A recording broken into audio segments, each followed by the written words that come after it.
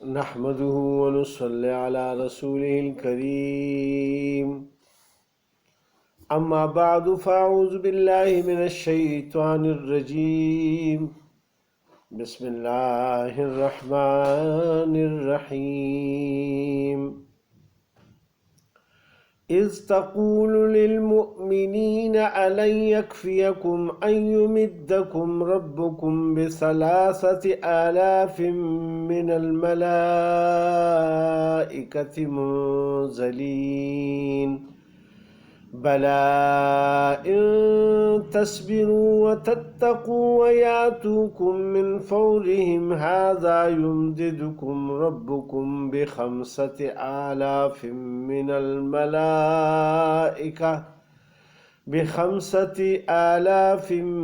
الملائكة مسومين وما جعله الله إلا بشرى لكم ولتطمئن قلوبكم به وما النصر إلا من عند الله العزيز الحكيم ليقطع طرفا من الذين كفروا أو يكبتهم فينقلبوا خائبين ليس لك من الأمر شيء أو يتوب عليهم أو يعذبهم فإنهم ظالمون ولله ما في السماوات وما في الأرض يغفر لمن يشاء ويعذب من يشاء والله غفور رحيم صدق اللہ العظیم۔ السلام علیکم میرے بھائیوں اور بہنوں، اللہ سبحانہ و تعالی کی توفیق اور طاقت سے آج ہم سورہ آل عمران کی آیت نمبر 124 سے شروع کریں گے۔ اللہ سبحانہ و تعالی مجھے صحیح بیان کرنے اور پھر عمل کرنے کی توفیق عطا فرمائیں اور آپ کو بھی۔ اللہ سبحانہ و تعالیٰ ان آیات میں فرماتے ہیں اِذْ تَقُولُ لِلْمُؤْمِنِينَ، جب آپ کہنے لگے مسلمانوں کو أَلَنْ يَكْفِيَكُمْ، کیا تم کو کافی نہیں ہے أَن يُمِدَّكُمْ رَبُّكُمْ ب3,000 کہ تمہاری مدد کو بھیجے رب تمہارا 3,000 فرشتے من الملائکتی منزلین، آسمان سے اترنے والے، بلا ان تصبروا، البتہ اگر تم صبر کرو، وتتقوا، اور بچتے رہو، ویأتوکم، اور وہ آئیں تم پر، من فورہم، اسی دم، ھذا یمددکم ربکم ب5,000 من الملائکۃ مسومین، تو مدد بھیجے تمہارا رب 5,000 فرشتے نشاندار گھوڑوں پر۔ یہ واقعہ جنگ بدر کی طرف اللہ سبحانہ وتعالی اشارہ فرماتے ہیں، کیونکہ جس وقت غزوہ احد شروع ہو رہا تھا تو اس وقت یہ بہت بڑی تعداد میں فوج مکہ معظمہ سے آ گئی کفار کی، اور مسلمانوں سے 300 جو منافقین تھے وہ بھی چلے گئے، 700 رہ گئے، تو یہ تھوڑے سے پریشان ہو گئے۔ لہذا اللہ سبحانہ وتعالیٰ ان کو پرانی یادیں تازہ کرنے کے لیے یہ فرما رہے ہیں کہ جب تم بدر میں تھے اس وقت کتنی قسمہ پرسی کی حالت میں تھے، نہ کوئی تلواریں تھی، نہ کوئی زرہیں تھی، نہ کوئی خود تھے، اور نہ کوئی تیر تھے تمہارے پاس، گھوڑے بھی نہیں تھے، کچھ بھی نہیں تھا، لیکن اللہ سبحانہ و تعالیٰ نے تم کو فتح نصیب فرمائی۔ ان سے 70 آدمی کو قید کر کے لائے اور 70 کو مار دیا۔ لہذا یہ یاد، یہ پرانی یعنی پچھلی جنگ کی جو جنگ بدر کی بات ہے وہ اللہ سبحانہ و تعالیٰ بیان فرما رہے ہیں کیونکہ اس سے پہلی آیت میں اللہ سبحانہ وتعالیٰ نے یہ فرمایا تھا وَلَقَدْ نَصَرَكُمُ اللَّهُ بِبَدْرٍ وَأَنْتُمْ أَذِلَّةٌ، اور تمہاری مدد کر چکا ہے اللہ سبحانہ وتعالیٰ بدر کی لڑائی میں اور تم کمزور تھے اس وقت۔ فَاتَّقُوا اللَّهَ لَعَلَّكُمْ تَشْكُرُونَ، سو ڈرتے رہو اللہ سے تاکہ تم احسان مانو۔ تو اس وقت اللہ سبحانہ وتعالیٰ نے یعنی یہ کمزور تھے تو اللہ سبحانہ وتعالیٰ نے پہلے فرما دیا کہ 1000 فرشتے بھیج دوں گا، پھر انہوں نے کہا نہیں یہ تو ہمیں زیادہ لگتے ہیں، تو پھر اللہ پاک نے فرمایا کہ میں 3000 فرشتے بھیج دوں گا، اور پھر اللہ پاک نے پھر اس میں بھی یہ تھوڑے سے پریشان ہو گئے، اس وقت کی بات ہے جنگ بدر کی، تو اللہ سبحانہ وتعالیٰ نے فرمایا کہ اگر تم صبر کرو اور اللہ سے ڈرتے رہو تو میں 5000 نشاندار فرشتے بھیجوں گا۔ یہ اللہ سبحانہ وتعالیٰ نے فرشتے، یہ ہزاروں میں فرشتے انسانوں کی مدد کے لیے بھیجنا، یہ کیسا ہے؟ یہ ان کی دل جمعی کے لیے اللہ سبحانہ وتعالیٰ نے فرمایا ہے، اور بھیجے بھی ہیں۔ صحابہ نے ان کو اپنے آنکھوں سے دیکھا تھا کہ وہ دیکھ رہے تھے کہ جب ان کی تلوار یہ جب تلوار مار رہے ہوتے تو ان کی سر تک وہ پہنچی نہیں ہوتی وہ تلوار، کہ ان کا سر ادھر پڑا ہوا ہوتا، اور کچھ نورانی سی مخلوق تھی اور چمکدار کپڑے پہنے ہوئے تھے، اور ان کی زرہیں اور زبردست قسم کے خود پہنے ہوئے تھے، اور ان کی تلواریں اتنی تیز تھی کہ ان کے تلواروں سے پہلے ہی ان کا سر کاٹ لیتے تھے۔ ایک واقعہ ایک صحابی ذکر فرما رہے ہیں کہ ان کو جب وہ قید کر کے لے آیا اور رسول پاک صلی اللہ علیہ وسلم کے سامنے، تو وہ تھوڑا سا چھوٹے قد کا صحابی تھا، اور عباس رضی اللہ تعالیٰ عنہ کو وہ قید کر کے لے آیا۔ اس وقت وہ مسلمان نہیں ہوئے تھے، لہٰذا وہ بہت لمبے تڑنگے تھے اور بہت زیادہ جابر قسم کی باڈی تھی، اور وہ چھوٹا سا صحابی جو قد میں بہت چھوٹا تھا، ہلکا پھلکا سا تھا، اس نے ان کی ہاتھیں باندھی ہوئی تھی اور وہ لے آیا۔ رسول پاک صلی اللہ علیہ وسلم کو کہہ رہا ہے کہ یہ دیکھیں میں لے آیا ہوں۔ لہٰذا وہ اسی وقت کہنے لگا کہ تم نے تو مجھے باندھا ہی نہیں ہے، وہ تو کوئی اور تھا، اور تمہارے ہاتھ میں میری رسی دے دی اور مجھے تم لے آئے۔ لیکن یہ مطلب ہے کہ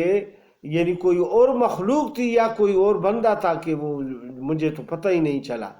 کہ اس نے اتنے زور سے مجھے پکڑا اور مجھے پکڑ کے میرے ہاتھ باندھ دیے اور تمہیں رسی دے دی اور کہا کہ تم لے جاؤ۔ لہٰذا یعنی اپنے آنکھوں سے وہ فرشتوں کی وہ دیکھی تھی جھلک یعنی صحابہ نے۔ لہٰذا اللہ سبحانہ وتعالیٰ یاد فرما رہے ہیں مسلمانوں کو کہ اب بھی نہیں گھبرانا، اب بھی تم صبر کرو اور شکر کرو اللہ سبحانہ وتعالیٰ کی، تو اللہ اب بھی مدد بھیج دے گا۔ اللہ سبحانہ وتعالیٰ پر جب انسان کا، مسلمان کا پوری طرح یقین ہو کہ اللہ میری مدد کو پہنچے گا اور یا اللہ پاک میری مدد کرے گا، تو اللہ سبحانہ وتعالیٰ یعنی باقی سب اسباب سے انسان کا یقین ہٹ جائے تو پھر اللہ کی مدد آتی ہے۔ یہ بات ذہن میں رکھیں۔ جب اللہ سبحانہ وتعالیٰ کی طرف بالکل توجہ ہو اور دوسرے اسباب سے بھی توقع ہو اور اس سے آس اور امید ختم کی جائے تو پھر اللہ کی مدد آتی ہے۔ ابراہیم علیہ السلام کو جب آگ میں ڈالا جا رہا تھا تو فرشتے آ گئے، انہوں نے پوچھا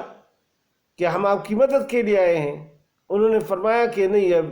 مجھے تمہاری مدد کی ضرورت نہیں ہے، میں جس کے لیے ڈالا جا رہا ہوں وہ مجھے دیکھ رہے ہیں۔ لہٰذا اللہ سبحانہ وتعالیٰ نے پھر ڈائریکٹ آگ کو حکم دیا، کونوا بردا و سلاما،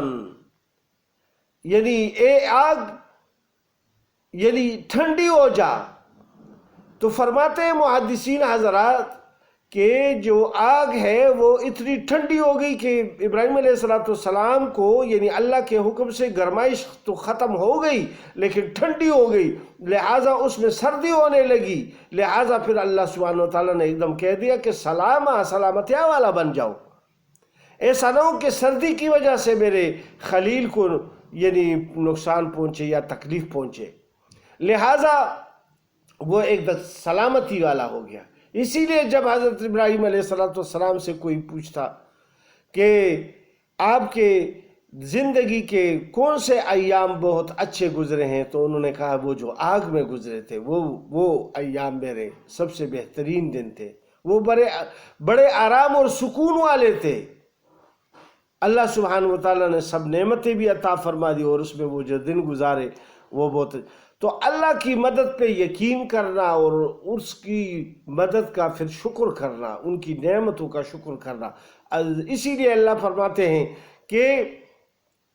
جتنی بھی تم میری نعمتوں کا شکر ادا کرو تم لَأَزِيدَنَّكُمْ، میں اور زیادہ کروں گا، اور اگر میری وَلَئِن كَفَرْتُمْ إِنَّ عَذَابِي لَشَدِيدٌ، اور اگر تم میری شکر یعنی نعمتوں کی ناشکری کرو گے تو پھر میرا عذاب بہت سخت ہے، وہ نعمت بھی چھین لوں گا اور پھر کوئی بے یار و مددگار چھوڑ دوں گا، پھر جو کچھ تمہارے ساتھ ہوگا وہ ہوگا۔ یعنی شیطان وغیرہ یہ جو ابلیس انسانوں کے پیچھے لگا ہوتا ہے گمراہ کرنے کے لیے، تو وہ پھر جہنم میں لے جاتا ہے اپنے ساتھ۔ یہ تو اللہ کی توفیق و طاقت سے ہم اس دین پر قائم ہیں، ورنہ تو ہماری تو یہ بس بھی نہیں چلتے۔ اب کتنے مسلمان ہیں جو ایمان لاتے ہیں لیکن کوئی اس کو ایمان کے لیے چھوڑتے نہیں ہیں۔ ہم تو حضرت بلال رضی اللہ تعالیٰ عنہ، خبیب رضی اللہ تعالیٰ عنہ کی واقعات کو بیان کرتے ہیں کہ اس وقت جو کفر میں اسلام، ابھی بھی جو مسلمان ہو جاتا ہے کتنی رکاوٹیں ہوتی ہیں۔ ابھی ایک بچی مسلمان ہوئی ہے اور وہ اس کا نکاح بھی ہو گیا ہے، اب اس کے والدین نے یعنی عدالت میں گئے ہیں کہ یہ تو کم عمر کی ہے لہٰذا اس کو گمراہ کیا گیا ہے اور اس اپنے دین سے اس کو تبدیل کر دیا ہے۔ اس نے عدالت میں کہہ بھی دیا کہ میں اپنی مرضی سے مسلمان ہوئی ہوں اور میں نے نکاح کیا ہے، پھر بھی ان کو نہیں چھوڑا اور ابھی وہ بھگت رہی ہے بیچاری۔ اس کو دارالعمان بھیج دیا گیا اور یہ جو اس کے ساتھ جس نے نکاح کیا تھا اس کو جیل بھیج دیا گیا، جنہوں نے نکاح پڑھایا ہے اور جو گواہ بنے ہیں جو اس میں کام آئے ہیں وہ سب جیل میں چلے گئے۔ تو اب بھی وہی حالت ہے۔ یہ اللہ کا شکر کرے اس بات پر کہ ہمیں اللہ سبحانہ وتعالیٰ نے ماں کی گود میں یہ کلمہ نصیب فرمایا ہے، اس پر بھی بہت شکر کرے، کیونکہ اگر ہمیں یہ کلمہ نصیب نہ ہوتا تو اب ہم اگر مسلمان ہوتے تو یہ سب پاپڑ پھر ہمیں بیلنے پڑتے، یہ جس طرح صحابہ کو بیلنے پڑے تھے اور ان کو جو تکلیفیں ہوئی تھی یہ ہمیں بھی وہ تکلیفیں ہوں گی جو ابھی وہ بچی کو ہو رہی ہے۔ وہ دارالعمان میں ہیں، عدالت نے اتنا کیا کہ ان کی تعلیم و تربیت کے لیے حکم جاری فرمایا۔ تو اللہ کرے کہ اب اللہ سبحانہ وتعالی ہمارے دین کے مطابق یعنی جو بلوغت کا حد ہے وہ تو اللہ کے دین کے مطابق ہے، ہم اب اس کا حد مقرر کریں کہ 18 سال ہے، 20 سال ہے، 21 سال ہے۔ انسان کیا ہے؟ اللہ سبحانہ وتعالیٰ کے طرف سے جو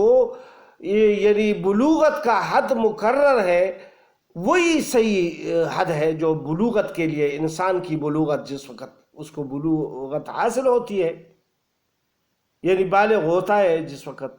لڑکا تقریباً 14-15 سال کا اور بچی 13-14 سال کی ہو جاتی ہے تو بالغ ہو جاتی ہے اسلامی شرعی قوانین کے مطابق۔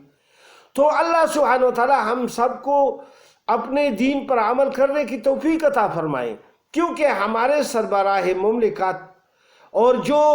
قانون دان ہیں وہ اسلام سے بے خبر ہے اور وہ اسلام کو اتنا جانتے بیچارے نہیں ہیں۔ انہوں نے یا تو سٹڈی نہیں کی ہے یا ان کو یہ قرآن اور احادیث ہلکا سمجھ رہے ہیں، یا تو ان کو پتہ ہے اور پتہ ہونے کے باوجود اس پہ عمل نہیں کرتے۔ تو کتنا بڑا گناہ ہے کہ اللہ کا حکم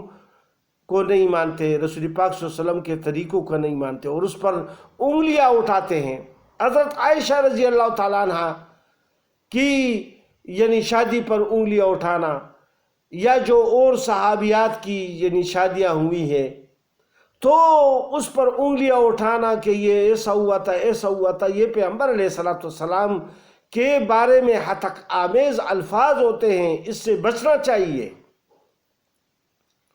لہٰذا ان باتوں میں نہیں پڑنا چاہیے۔ جو رسول نے جو کام کیا، جو اللہ یعنی وحی نازل ہو رہی تھی اس وقت، تو یہ اللہ سبحانہ وتعالیٰ کی مرضی تھی، تو اس لیے یہ کام ہوا ہے نا، کیونکہ رسول پاک صلی اللہ علیہ وسلم تو اللہ کی مرضی کے بغیر کچھ کام بھی نہیں کرتے تھے۔ لہٰذا ہم سب کو اللہ سبحانہ وتعالیٰ اپنے دین پر چلنے کی توفیق عطا فرمائیں۔ اسی لیے میں نے یہ کہا کہ یہ جو ہم اب اگر کلمے کا شکر نہیں کریں گے تو پھر ایسا نہ ہو کہ شیطان ہمیں بے دین کر دے اور جہنم میں لے جائے۔ لہٰذا اس لیے اللہ پاک نے یہ خاص طور پر فرمایا ہے کہ ان تصبروا وتتقوا، اگر تم صبر کرو اور تقوی اختیار کرو، بچتے رہو گناہوں سے، وَيَأْتُوكُم مِّن فَوْرِهِمْ هَٰذَا يُمْدِدْكُمْ رَبُّكُم بِخَمْسَةِ آلَافٍ مِّنَ الْمَلَائِكَةِ مُسَوِّمِينَ، تو ہم بھیج دیں گے تمہاری مدد کے لیے 5000 فرشتے نشاندار گھوڑے والے۔ تو مفسرین حضرات لکھتے ہیں کہ 5000 آیتیں، کوئی کہتے ہیں کہ آیتیں، کوئی کہتے ہیں کہ نہیں آیتیں، اس کی ضرورت ہی نہیں پڑی۔ اب آگے اللہ سبحانہ وتعالیٰ فرماتے ہیں وَمَا جَعَلَهُ اللَّهُ إِلَّا بُشْرَىٰ، اور یہ تو اللہ نے تمہارے دل کی خوشی کے لیے کی ہے، وَلِتَطْمَئِنَّ قُلُوبُكُمْ لَكُمْ وَلِتَطْمَئِنَّ قُلُوبُكُمْ بِهِ، تاکہ تسکین ہو تمہارے دلوں کو اس سے، وَمَن نَّصْرُ إِلَّا مِنْ عِنْدِ اللَّهِ الْعَزِيزِ الْحَكِيمِ، اور مدد ہے صرف اللہ ہی کی طرف سے جو کہ زبردست ہے، حکمت والا ہے۔ وہ اللہ سبحانہ وتعالیٰ تو ڈائریکٹ کسی چیز کو حکم کر دے تو وہ ہو جاتی ہے، کن سے۔ وہ فرماتے ہیں مفسرین کن کاف نون سے نہیں ملا ہوتا ہے کہ وہ چیز ہو جاتی ہے، وجود میں آ جاتی ہے۔ اور پھر اللہ پاک فرماتے ہیں لِيَقْطَعَ طَرَفًا، تاکہ ہلاک کرے بعضے لوگوں کو یعنی کافروں کو، مِنَ الَّذِينَ كَفَرُوا کافروں کو، اَوْ يَكْبِتَهُمْ یا ان کو ذلیل کرے، فَيَنْقَلِبُوا خَائِبِينَ تو پھر جاوے محروم ہو کر۔ لَيْسَ لَكَ مِنَ الْأَمْرِ شَيْءٌ تیرا اختیار کچھ نہیں ہے، اَوْ يَتُوبَ عَلَيْهِمْ اَوْ يُعَذِّبَهُمْ فَإِنَّهُمْ ظَالِمُونَ، یا ان کو تو توبہ دے خدا تعالیٰ یا ان کو عذاب کرے کہ وہ ناحق پر ہیں۔ یعنی اللہ سبحانہ وتعالیٰ فرما رہے ہیں کہ تیرے اوپر یہ بات نہیں ہے کہ ان کا کچھ پوچھ گچھ آپ سے ہو کہ یہ مسلمان کیوں نہیں ہوئے، یا یہ دین پر کیوں نہیں آئے، یا ایک بدکار آدمی نے توبہ کیوں نہیں کی، آپ نے نصیحت کی۔ اس وقت اگر ہم کوئی نصیحت کرے اور وہ توبہ نہیں کرتا، وہ منع نہیں ہوتا، تو ہماری جان تو چھوٹ گئی نا، کہ ہم نے تو نصیحت کر دی، ذمہ داری ختم ہو گئی۔ اسی طرح رسول پاک صلی اللہ علیہ وسلم نے تمام دنیا کے انسانوں کو دین پہنچایا، اور حجت الوداع میں سب صحابہ یعنی اس پر گواہ بنے کہ بالکل آپ نے دین کا حق ادا کر دیا۔ اب کوئی مسلمان ہوئے یا نہ ہوئے، ہر ایک کا یعنی اللہ پاک یہ کی چاہت ہے کہ جو مسلمان ہو جائے یا نہیں ہو، لیکن اللہ سبحانہ وتعالیٰ جس کو عذاب دینا چاہے تو وہ عذاب دے گا، وہ مسلمان نہیں ہوگا، وہ ظالم بن جائے گا۔ اور جس کو اللہ پاک ہدایت فرمائیں گے تو وہ ہدایت ان کو نصیب ہو جائے گی۔ لیکن دل میں جس کی تڑپ ہوگی اس کو ہدایت ہوگی، جس کی دل میں تڑپ نہیں ہوگی، آس اور امید نہیں ہوگی بچنے کی، تو اس کو ہدایت نہیں ہوگی۔ اور پھر اللہ پاک فرماتے ہیں وَلِلَّهِ مَا فِي السَّمَاوَاتِ وَمَا فِي الْأَرْضِ، اور اللہ ہی کا ہے جو کچھ آسمانوں میں ہے اور جو کچھ زمین میں ہے۔ یغفر لمن یشاء ویعذب من یشاء، بخش دے جس کو چاہے اور عذاب کرے جس کو چاہے۔ واللہ غفور الرحیم، اور اللہ بخشنے والا مہربان ہے۔ اللہ سبحانہ وتعالی ہم سب کو ان آیات پر عمل کرنے کی توفیق عطا فرمائے۔ وما علینا الا البلاغ۔ السلام علیکم ورحمۃ اللہ۔